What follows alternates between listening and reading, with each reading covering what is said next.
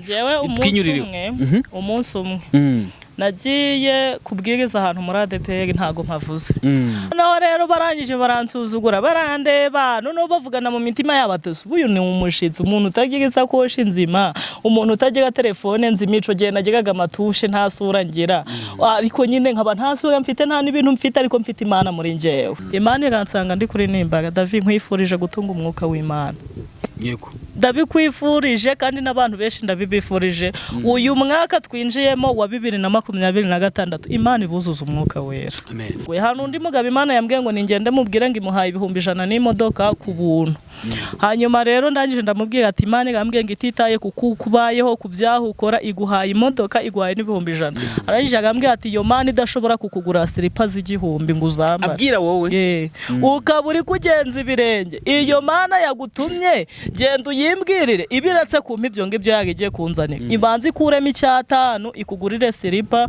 uzambare numara kuzambara izabone kubima zicumweru kwa muntu twarahuye arambwira ati umva uri mu mwuka w'Imana imodoka yibonye n'ibihumbi 100 nagabibonye uzi ikintu cyambabaje yabonaga ko nkeneye slipa ariko yagabibonye ntiyazingurira yugeranyije icyo gihe cy'ubushize abantu bagusuzugwa ngo urasa nabi uri umukene nta jakoshi wigirira ubu ngubu yo wirebye kayitureba n'icyo gihe ubifata uti uburyo babivuzemo wibimbwiye hari abambwiye bati Imana yanze ko tubana hari abambwiye bati nta tugukunda abandi bati nta guri inshuti twagendana nayo ni besha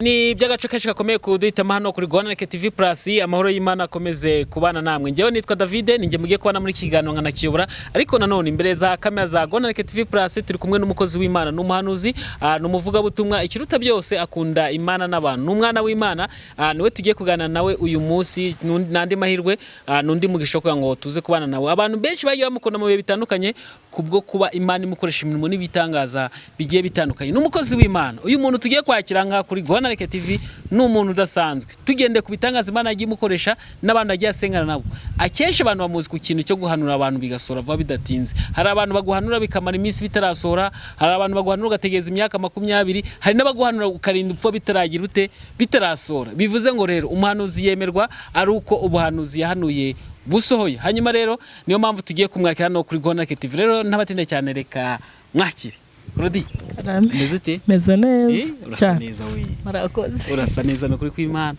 uri amavuta y'Imana murakoze dusengere dutangire ikiganiro cyacu Bana turagushimiye turaguhimbaje tugushimiye ko wabaye mu ruhande rwacu muri uyu mwaka wose urangiye nejo ku itariki ya mbere ndetse n'uyu munsi kurebye wabaye mu ruhande rwacu tugeze isa tukiga amahoro no himbazwe heza imitima yacu wese umubiri wacu nomara kutweza no kudutunganya urukubane natwe mu minota mike yatugiye kumara turi gukora iki kiganiro cyangwa se turi muri aka kanya keza ko kuvuga ineza yawe uze ubane natwe uvugane natwe ukorane natwe duheje imyuka mibi duheje gukora kose ku mwanzi bitavuga Imana biduhunge neza yawe yamamare kuri twe kandi mwuka wera tumanukira amavuta yawe y'imbaraga tumanukire urakoze kuri data wa twese mwiza kandi urakoze kujya wumva gusenga ndetse n'uyu munsi wibwumve gusenga kwacu muri byose mu izina rya Yesu amen hanyuma umeze ute Claudie meze neza urashima Imana ariko ubundi ikintu cy'imyambarire gisobanuye iki ku mukristo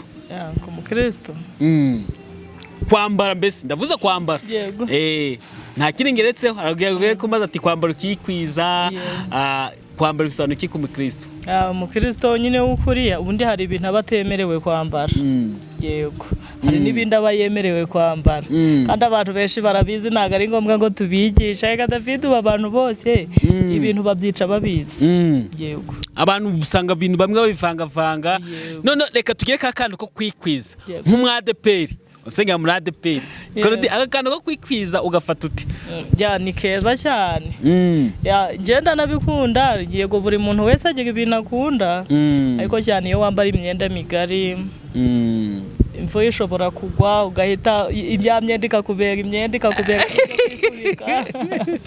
ushobora gukora impanuka ntihagire umuntu n'umwe ukucishamo ijisho ariko utuntu tugufiya urunama gakeya abantu bose bakakurunguruka ntabwo biba bisawa hari umuntu yigeze kunyura ku mukobwa nga yambaye akantu kagufiye ngarangije ngati noti hasi ya 5 nangije amubwira ati muko wamfashije ukamuhura kaga service ukamezera noti mukobwa amubwira ati nkoya umugabo aravuga ati none se uransuzuguye ngo aya ngo ntago ndi buyigwere ntago yararabasha kunama nyine ntago yabasha kunama ariko no mugabo yaramugerageje nyine ko ari ukumugerageza kugira ubutaha azisubiraho yambare neza yego bivuze ngo kwambara kwikwiza ariko ubundi abona bakira bambara gute reka tugende kuri Mariya wabyaye Yesu uzi ko yambaraga yikwije ntago mbizi icyo gihe ntago nari nakavutse ariko ku bishusho tubona yari yikwizaga pe ikintu cyansekeje ni ukuntu ejo bundi basobanura ngo uriya muntu wakinyira filime ngo Yesu ngo burya ngo ntago ari Yesu ni umuntu uhari ariko ukuntu abantu bamwizeramo wasanga nako gafoto gafite mu cyumba birashoboka ntago mbizi ugatunze muri telefone yego umuntu aracyahari birashoboka ntago nabimenya njyewe ntago mbizi birashoboka hanyuma umeze ute meze neza mu buryo bw'iyobokamana nta kibazo ibintu umurimo w'Imana uragenda cyane ariko Claudie hari ikintu urasengera kukanga gusubizwa njyewe ntago mbizi ntago ari ukwirarira si no kwiyemera nta kintu kiranga nasenze wenda bishobora gutinda ariko ntago byanga yego abavuga ko uyu murimo w'Imana waje mu bushirashero bifata uti buri muntu wese agira imyemerere ye n'imyumvire ye ubu Davide wambaye ishati y'umweru wambaye n'ipantaro y'umukara ariko njyewe nambaye agashanana karimo umweru karimo n'umukara karimo n'umutuku karimo urumva nyine ntago duhuje uko rero ntagiye ngo nambare iyo myenda yawe nawe ntuze ngo wambaye ino myenda yanjye niko no mu myumvire abantu batandukanye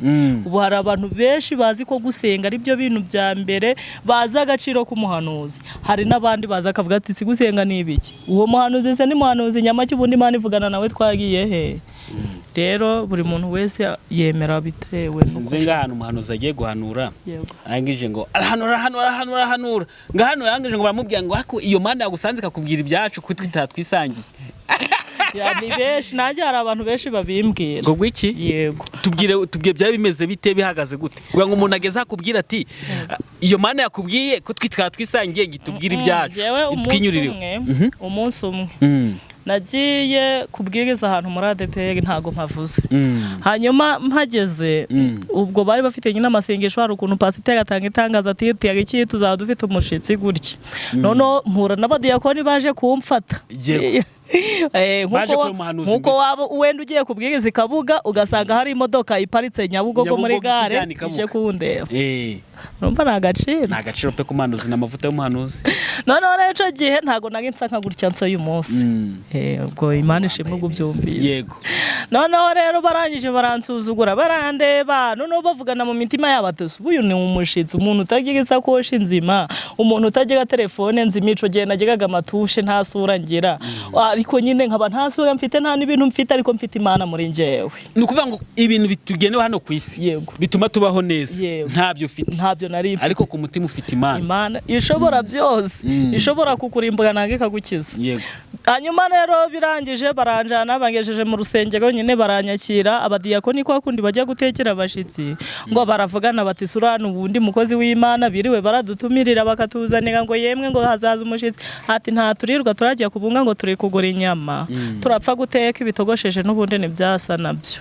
Imana iransanga ndi kuri nimbaga David nkwifurije gutunga umwuka w'Imana yego ndabikwifurije kandi n'abantu benshi ndabibifurije uyu mwaka twinjiyemo wa 2026 Imana ibuzuza umwuka wera amen hanyuma Imana iransanga ndi kuri nimba rirambwiye ati Claudine mwana wanjye ibiryo byanga ntubirye ntugire amazi unywa ntugire fanta ntugire n'amafaranga ufata buri kimwe cyose ikintu nkwemereye ni ukuvuga ijambo ryanjye nkakubwira ibyo mvuga ukavuga warangiza ugataha kandi nanone nkwemereye gutaha ubabwiye impamvu utagize ikintu cyabufata ndagenda ndababwiriza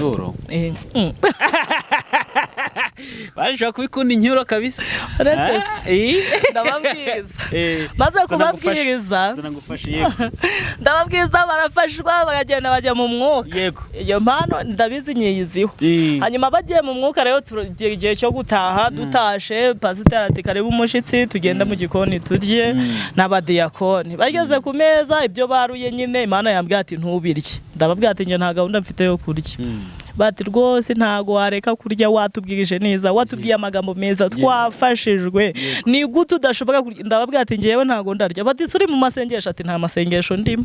None se uyarwaye? Nta ndwara mfite. Ibiryo twatetse se urabisuzugwe? Ndababwira ati ntago nabisuzugwe rwose, ni byiza nta kibazo, ntago ndarya. Pasiteri ati si tukuzanira akahe gafanta? Ntako nshaka. Tuguhe icyayi? Se reka da. Ushaka iki? Ndavuga ati nta kintu nshaka, ubundi kuri mva nari muri mudu yo kurya. Woya da. Aba mbabeshe kandi kubesha ari icyaha. Ari muri mudu yo kurya. Hanyuma bararya, ariko nyine pasiteri ukabona yagize ikibazo kandi nawe ari wowe. Akazaje akunda kumbaza ati none si basi nta nakantu wumva ushaka twagwa? Oya.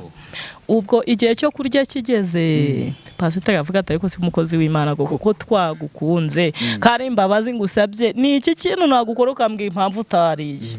Ndabibona so urwaye, ntago uri mu masengesho, ikibazo cyatumye utarya ni icyenda. Mu bwati rero mureke nkibabwire, n'ubundi Imana yambwiye ngo ntintahe ntababwiye impamvu ntariye.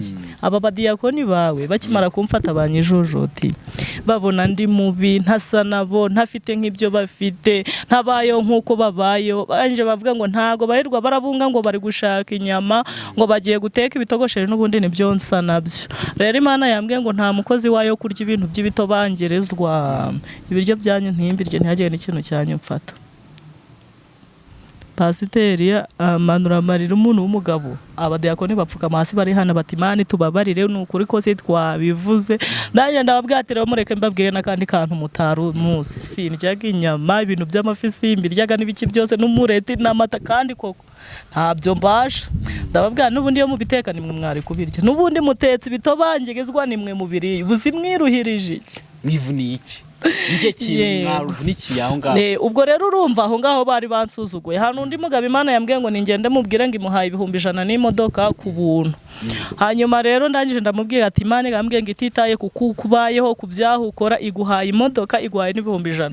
Arangije agambwiye ati iyo Mana idashobora kukugura slipa z'igihumbi ngo uzambare. Abwira wowe ukaburi kugenza ibirenge, iyo Mana yagutumye genda uyimbwirire, ibiretse kumpa ibyo ngibyo yagiye kunzanira, ibanze ikuremo icyatanu ikugurire slipa uzambare, numara kuzambara izabone kubiba. Nta handi kurira agahinda kanyishe. Ngeze mu rugo Imana igambwiye ngo icyo nashakaga gukora wagikoze, icecekere, kandi nibyo namusezeranyije nzabikora kugira yemere ko ndi Imana yavuganye na zicumweru.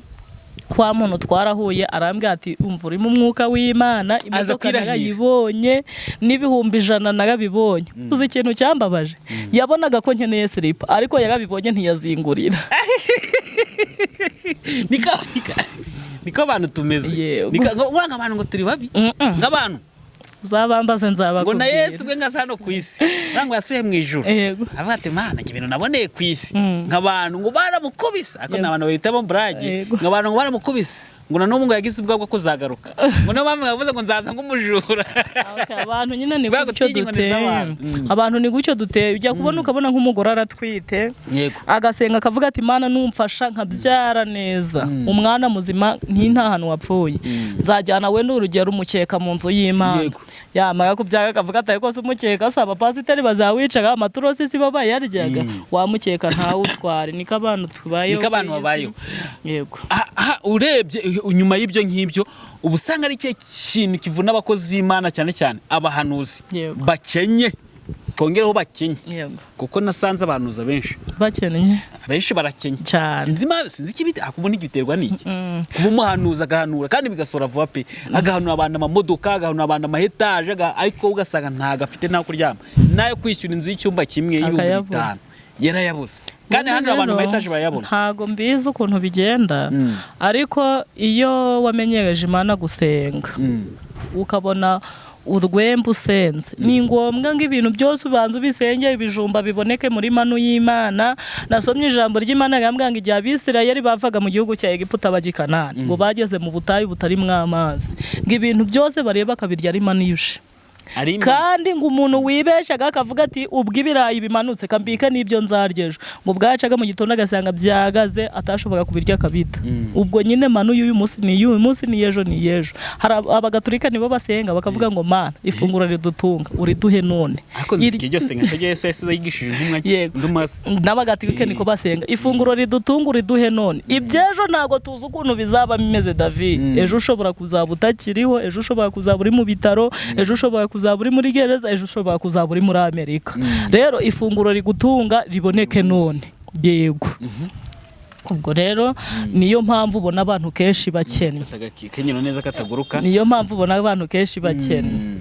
Hanyuma rero iyo ugiye kureba ubusanga ari bihe bibazo bigora cyane cyangwa se imvune ziba mu kubura umuhanuzi ariko ukenye ubusanga bibangamira mbese umuhanuzi. Iki bibazo kuze guhura nabyo cyane cyane kuruta ibindi byose. Ikintu kibangamira umuhanuzi mu bindi byose no bukene. Buriya no gutubura kuri akuntu wumva ngabahanuzi ngo baratuburaga nkubaka kubwira ati nyohereza tike ndaje ngusengere, wamara kuyohereza ntazi. Burya no bukene. Hari abantu benshi babikoze nk'ubwezi ikora, ariko hari abandi bantu babikora ari ubukene babitewe n'ubukene. Nk'ubu ngubu ukasanga wendi wanyu mumaze 3 mutarya, kandi ubwaho hose abantu bararambagaye bararwaye, ubonye 10,000. Ubu David kuko mbabarira umbwiza ukuri, wasiga abantu barembeye mu rugo inzara yenda kubica, ugatega 10,000 ngo ugiye gusengera umuntu wabuza pete. Uravuga gute ahubwo reka nkuremo igihumbi sige mbahahiye ibijumba, none nibamara kubirya ndagenda aho ndagenda aho ndategesha igihumbi wenda ni isaha, iyo saha ndayigenda n'amaguru. Bityo rero wawundi mukaba mwahanye gahunda ya saa 5 ukamugeraho saa 5, kubera ko hari urugendo rw'isaha uragenda n'amaguru, ya saa 5 ntibikunde yuko muhura. Agatanya akavuga ati abantu zinabesi koroni ibiki kandi wowe wabikoze uri kwirengera, bityo n'Imana ntiyakubara hica. Rero gukena ubundi nicyo kintu kibi, na Dawidi haraho yasenza abivuga avuga ati Imana ntuzame byinshi bituma nkwibagirwa, ariko nanone uzandinda ubukene. Buri bukene ni bubi David. Hanyuma tutajya ku kindi kibazo, iyo ugeranyije icyo gihe cy'ubushize abantu bagusuzugwa ngo urasa nabi, uri umukene, nta shakoshi wigirira, ubu ngubu iyo wirebye ukahita ureba n'icyo gihe ubifata uti? Ubundi hari korase imwe umuririmbyi yahanze aravuga ngo ni iki watanze mwana wa Adamu cyatumye urindwa bigezaho, avuga ngo menya ko ari ubuntu wagiriwe nawe ujye ugayishimira. Ibintu byose ubu maze kugeraho uyu munsi ntabwo Imana yabimpaye kubera niza, nubwo yabimaye kubera ndi mwiza. Oya, ubu ushobora no kubona ndi mwiza yikabiye kubona nta kigenda. Ushobora noneho no kubona uri kuvuga ati Korodina sikaye kuvuga ngo Imana yamugiye neza, noneho ngiye nta nibyo ndi kubona. Bitewe n'ukuntu ameze. Bitewe n'ukuntu ameze. Buri muntu wese ashima akurikije aho yavuye n'ahageze. Yego. Ubwo rero njyewe mbishimira Imana pe, ibintu byose maze kugera no kuba naramutse byonyine ni amahirwe menshi akomeye. Nshimira Imana buri gitondo. Buri gitondo areka David reka nkubwiye impamvu mbikunda. Buriya nagiye mu bitaro kurwaza, ndwaza inshuro nyinshi n'abantu barabizi. Hari abantu benshi bangicize bati duherekeze tugiye kubyara, abandi bati twarwaye duherekeze. Nyine nkunda guhora mu bitaro, abantu barabizi. Ariko reka nkubwiye nabo nageze mu bitaro ndavuga ati nugega amahirwe yo kuramuka David, niyo waba waburaye, niyo waba wambaye ikanzu imwe, niyo baba bari kuguhiga, niyo ibyawe baba baraza kubiteza camuna, ariko ukagera amahirwe ukabona waramutse, ujye ubishimira Imana. Hari abantu benshi baba batabonye aya mahirwe. Hari uwo twagana arangije arambwira ati kuba ugihumeka ngoro umukandida w'ubuzima bwiza. Umuntu dukurikiye kuba ugihumeka kuri uyu munsi 2025 kuba yaragiye ikagusiga ukaba winjiye 2026 kuba ijoro ryatambutse utapfuye, ariko uyu munsi ukaba uriho, kuba abandi wagiye wabaherekeje mu shyingurwa ryabo ariko ugataha amahoro. Menya ko uri umukandida w'ubuzima bwiza. Ariko bundi Claudie, gukorera Imana uri umukobwa ntago bikuvuna? Gukorera Imana uri umukobwa biravuna, ariko nanone Imana yaguhamagaye ikagutoranya, ni nayo iguha imbaraga. Ubundi hari ijambo ry'Imana rivuga ngo nshobozwa byose na Kristo ni umpa imbaraga.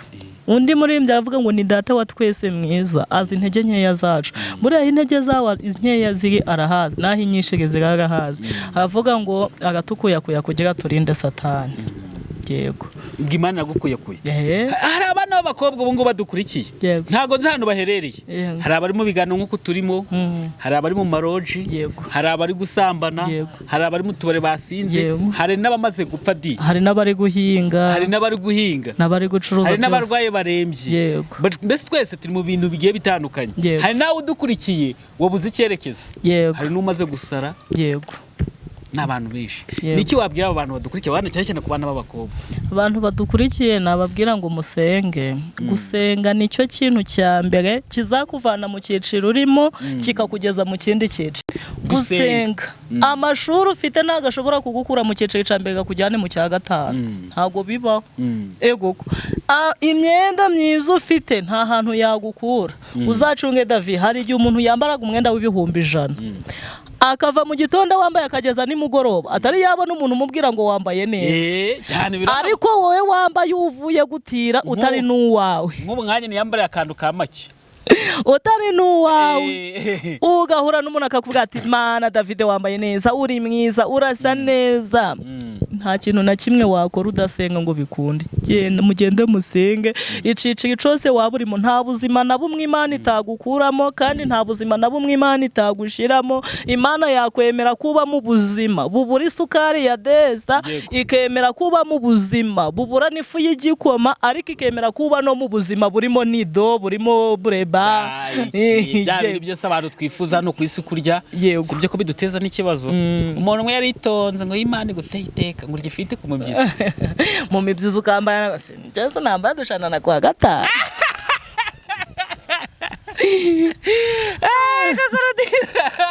Bivuze ko turi kwa gatanu wambaye imishanana, ako wambaye neza no kuri kwimana Claudine, none no ku marinete asa marinete n'amaso. Yego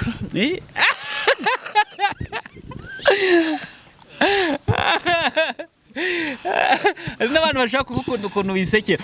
Claudine ufatite ijambo ndagukunda.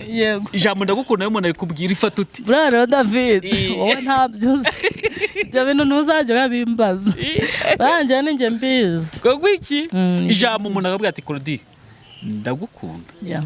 Buriya niyo utagira ikintuma neza ukamara n'imyaka 10 nta kintu umaye, ariko ukansekera ubundi ukazajya umbwira ati ndanagukunda, ukafata umwanya ukanyandikira, ugafata umwanya ukambwira ati ndagukunda, ugafata umwanya ukampamagara. Arega David nabaye igihe kinini ntagira umuntu nsura, ntagira umuntu umbwira ngo uzaze unsure, ntagira umuntu umbwira ngo ndagukunda, ntagira umuntu umbwira ngo wantije imyenda, ntagira umuntu umbwira ngo uzaze ngo utize imyenda. Mbese ico gihe nakibayemo kinini. Ubu rero iyo ubimbwiye uhita umukunzi wanjye, niyo wabimbwira uri kumbesha mpita nishigamo umuntu wese ukirisha ati ndagukunda, mpitaga mva mu byanjye. Ashobora kuba warawe n'ikibazo cyo kuba abantu bakubwiye ngo ndakwanga. Hari umuntu wigeze kubwira ngo ndakwanga? Gogo umwezi babiri se wibambaza aza gutya arakwegera benshi abivuga mu ijwi rimeze rite? Babarira David wibimbwira ni benshi, ndakubwiye ngo ni benshi. Uburyo babivuzemo wibimbwira, hari abambwiye bati Imana yanze ko tubana, hari abambwiye bati nta tugukunda, abandi bati nta guri inshuti twagendana nayo. Ni benshi, ariko abantu bakwanze Imana igukunda se bitwaye iki? Hanyuma rero hano hari abantu benshi bagiye badukurikiye hano bagomba gufata ubuzima cyangwa se bagafata isomo ry'uko umuntu agomba kwitwara mu buzima bwe bwa buri munsi. Hano umunsi ku munsi duhura n'ibibazo byinshi bigiye bitandukanye hano ku isi, rimwe na rimwe tukanga ubuzima bwacu tukiyanga. Noneho tugeze ku bahanuzi bo nakubajije ikibazo cyiza nakwata tweka abahanuzi barangwa ibibazo byinshi. Bamwe bakabashije ngo nuko badakora, abandi ngo bari gutubura. Niki wabwira abantu badukurikiye? Tugiye kumva ijambo ry'Imana mu minota nk'itanu gusa. Abantu badukurikiye abe abagabo, abe ababyeyi, ababasore, ababakobwa, abe n'abana nyine babasha kutwumva. Abantu bari mu mahanga babasha kutwumva n'abantu bari mu Rwanda bari kutwumva. Ikintu nababwira, ubuzima urimo bwihanganire, niyo nzira yonyine Uwiteka azaca amaje kukureba. Ubuzima ndimo niyo nzira Uwiteka azaca amaje kukureba. Korari ndirimbagamo ifite indirimbo nkundaga kuyivuga buri gihe, iravuga ngo ifite Imana inziga zirenze ibihumbi, ngo kandi aho izanyuza wowe ntaguhazi, yikorere gusa wicecekere, ntago yirengagizaga abayiyambaza. Hari umuntu uherutse kuduha agatekerezo agatubwira ngo hariho umubyeyi yari yarabyaye umwana umwe w'ikinege n'umugabo warapfa. Ntangaramuta ntago nibuka ukuntu babitubwaye ko bishoboke ko yapfuye, asigana umwana umwe w'ikinege ari no mu kazu kabi katagira gahunda. Hanyuma rero ngo uyu mwana aza kurwara kanseri yo ku bwonko, ajana mu bitaro byahe n'ibyaye biramunanirwa.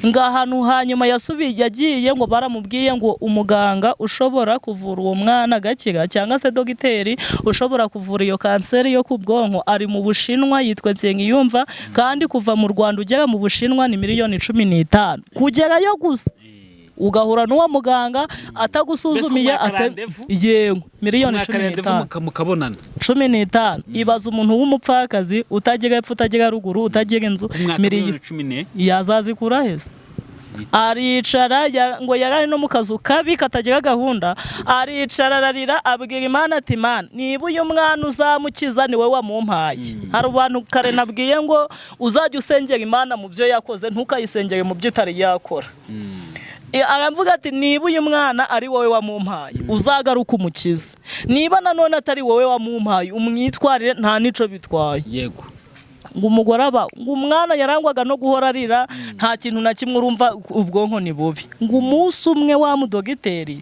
yiyumva mu gusohoka yanyumvira David gusohoka yego mbese gutembera aravuga ati ubu nsohokeye mu Rwanda atembereye hari n'abantu bari muri Amerika basohokeraga mu Rwanda akafata visa akaza akishura amadolari ye nanga amayero ye beshi hanyuma ngo atemberera mu Rwanda aje kureba amashyamba ibiki byose noneho ngo indege imusigaho umunota umwe acyagera asanga indege imaze kurira urumva ni umuntu ufite amafaranga ntago byamubabaje yakavuze ati nta kibazo kanongeye nisubiye mu dushamba n'ubundi nari ntashe ntage naryoherwa n'akayaga kina ngo hanyuma mu gihe ari gutembera Imana ntishobora kugutega umuntu udafite ibyawe David tembera ngo imvura iragwa bagubana mbese igiye kugwa noneho ngigwa ageze ku kazu ka wa mugore aravuga ati kanje kwiyugamira aje kugama kwa kazi avuga ati nubwo ari kabi dogiteri ataga kwiriye kugama muri aka kazu ariko adaho kujyanyagirwe hanze nanyagirwa mu nzu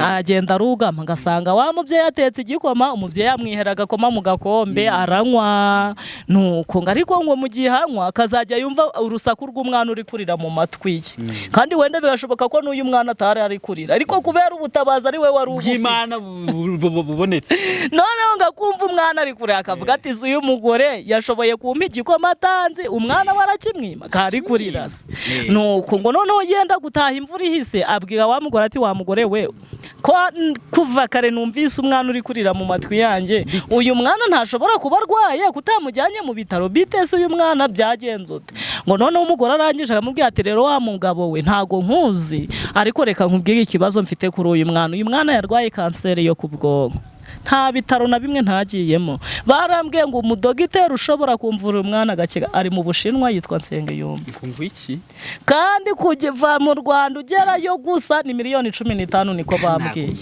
kandi uri kubona ahantu ntuye nta mugabo ngira nta n'uyu niwe mwana wenyine mfite ibaze nawe none ubu ntegereje ko umwana akira canga agapfa mbese ubwo ni ibintu bibiri ntegereje ngo umugabo amanuka hasi ararira agapfuka amararira muri ako kazu ngo umugore amubwira ati si wa mubyeyi we kurira bite nese uri kurizwa basi n'inkuru nkubwiye wenda utarashobora kumfasha uri kurizwa n'ikiza ngo dogiteri ararira arira ari kuvuga ngo mana menye neza ikintu cyampagurukije mu Bushinwa kikanzana mu Rwanda menye ikintu cyatumye indege insiga umunota umwe ikagenda burya bwose ni njyewe wari ukenewe mw'uru dogiteri Nsengiyumva bakoherejeho ni njyewe turi kumwe uyu munsi kandi ntugire ikibazo miliyoni 15 ntazo ugitanze nta nayo umutu uzatanga nta nayo umufuragiro kandi n'umwana we ndasiga mukuvuriye imbaraga z'Imana inziga z'Imana ntiwamenye iyo zizaturuka yego rero abantu bose badukurikiranye ngiye kubabwira ngo musenge nta kindi kintu kizagukuraho ibibazo nta kindi kintu kizagukuraho umubabaro nta kindi kintu kizakumara agahinda usibye gusenga gusa genda usenge ukunsa nabikuye mu gusenga ntari nasenga sinari nsa gutya ariko uyu munsi abantu benshi baramvugisha nta nshuti nagiraga ntarasenga ariko ubu n'abanyamerika turi kuvugana ubu nta telefone nagiraga ntari nasenga ariko ubu ndi kwandikirana bari muri Canada rero gusenga n'umuti wa byose amen hanyuma rero bakunzi mukomeje kudukurikira aha ngaha tugiye kujya mu kanya ko gutanga impano none uyu munsi wasanzwe azikuno dusanzwe tubikora ntago cyaturenze iminota nk'ibiri cyangwa 3 agiye kubidufasha mu gutanga impano ariko nanone hari indi kado tuba tubafite yo gusenga abantu bafite ibyifuzo bigiye bitandukanye bafite uburwayi bugiye butandukanye ndetse n'abantu bumva baremerewe banze ubuzima bataza ahantu bari gusa ikintu kimwe nakuye muri iki kiganiro no gusenga kwizera no kumenya ko Imana ifite inzira nyinshi nubwo tubona twebwe bitagize ute bidashoboka. Umuntu mwegeze kumwatira ambye ati David kweki tutajya tugwa mu kigeragezo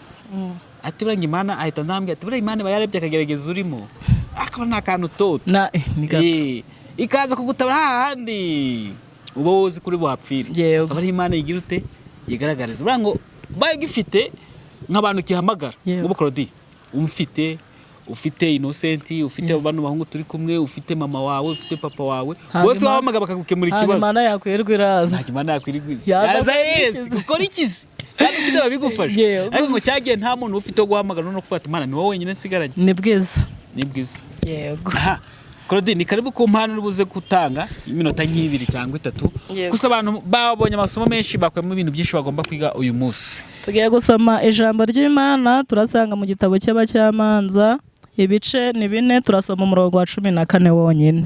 Uravuga ngo Debora abwira Baraki ati haguruka kuko uyu munsi ari wo Uwiteka akugabijeho Sisera, mbese Uwiteka si we ukugiye imbere. Twakire neza amagambo y'Imana.